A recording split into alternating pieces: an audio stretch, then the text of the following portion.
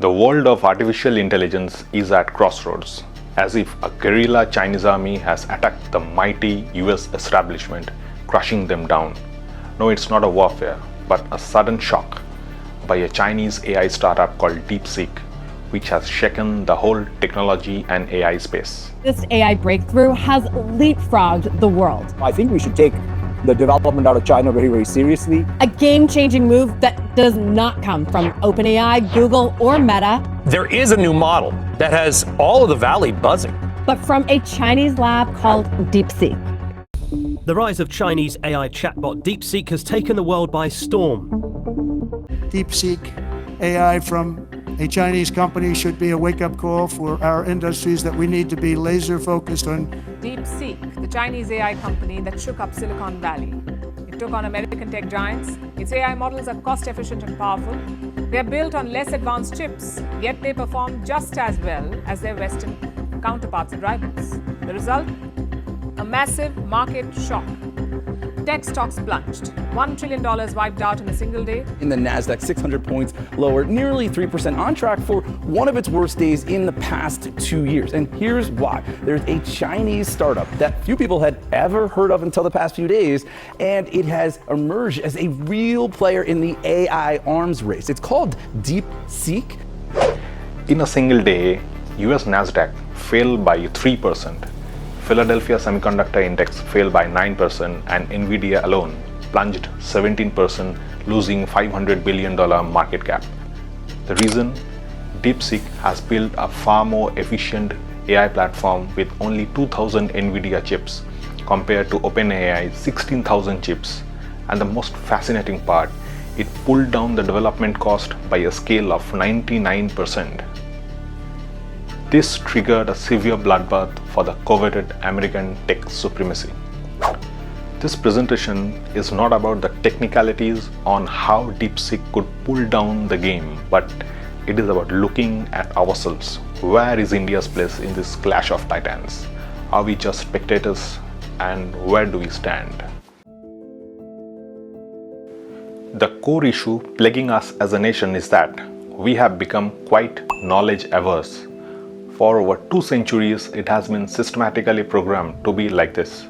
Since Macaulay's British classroom format education, colonial oppression, and later decades of bureaucratic sluggishness, we have become synthesized into a loose template-based education to work as a support system for the global leaders. This systematically discouraged original out-of-the-box thinking for obvious reasons. The result: we may have the quantity and numbers, but we are absent where it truly matters: technology leadership. The reason to this is a critical missing piece. Subconsciously, we have become a consumption-driven economy catering to the 140 crore people, not a production-driven one.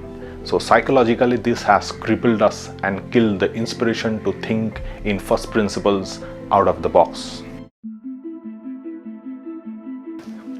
How does thinking in first principles really become significant in this interplay of technology, power struggle, geopolitics, and the combined complexities?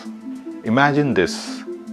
The moment we assume that something like OpenAI or DeepSeek can fulfill all our AI needs, or a French fighter jet can fulfill our defense needs, we give up on the determination for innovation. This mental blockage locks us into following their path, leaving us perpetually dependent, forever stuck as a second-order consumer, while China fought hard and emerged champion to become the world's largest deliverable economy, despite having a population similar to that of India, and that is the core difference. Without ownership of technology, we lose the game. This loss of leadership has damaged us economically, strategically, and geopolitically. In short, we are dependent and mediocre in dealing with advanced, essential technology. The single most disruptive force in any global market is technology and its strategic application. We are already exposed to the exploiting tendencies of the Western globalization model, which results in an unidirectional draining of wealth, because with knowledge comes technology, and with technology comes economic and industrial power. And from that comes the military and diplomatic supremacy. India as a nation can either go with the flow as it is or make the leapfrog, shift the focus from the present support economy to one of the re-emerging knowledge systems of the world. But here is the catch. Government and the bureaucracy are inherently inefficient and lack everything we understand as agile systems. At best, they can clear out compliance hurdles, remove obstacles, and unclog the pathways for real innovators to work. The goal: to build breakthrough technologies from scratch in fresh blueprints. We must develop open source systems that enhance trust and transparency. We must build quality data sets free from biases. We must democratize technology and create people-centric applications. That technology is rooted in local ecosystems. We have one of the world's largest AI talent pools. India is building its own large language model considering our diversity.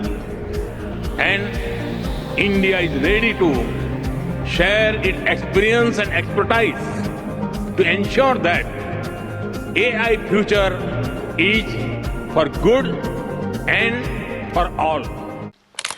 If the best of Indian tech minds can drive the best of the tech giants of the US, then definitely the same DNA can build the necessary tech and AI infrastructure. Talent is not the problem. The problem is a clogged bureaucratic system that slows innovation, stifles ambition, and kills the dreams midway, forever holding back a nation like India from reaching its true potential. Electronics and IT Minister Ashwini Vaishnaw, however, confidently stated that India will get its first similar AI chat in the next 10 months. We have to wait and find out how the government pulls up with startups into developing a world standard generative AI. We already empaneled 18,000 GPUs, very high-end GPUs, and out of that 10,000 are already available. See, the second big mission, as you know, was to develop our own model.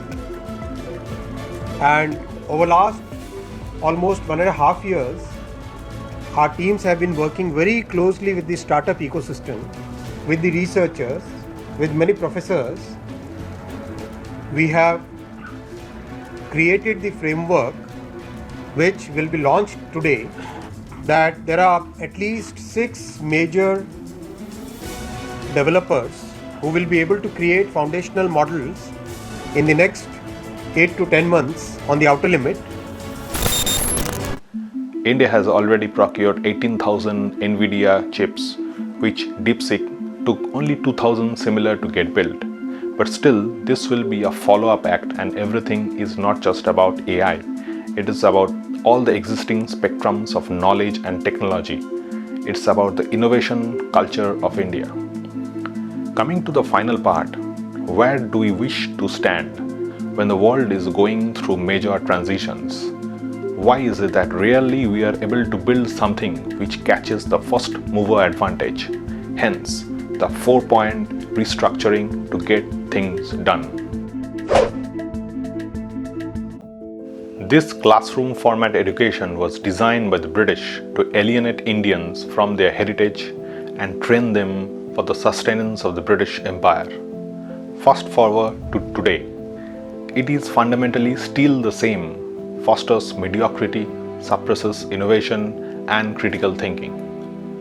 But India is never short on wisdom. For a long period, India was the largest economy in the world.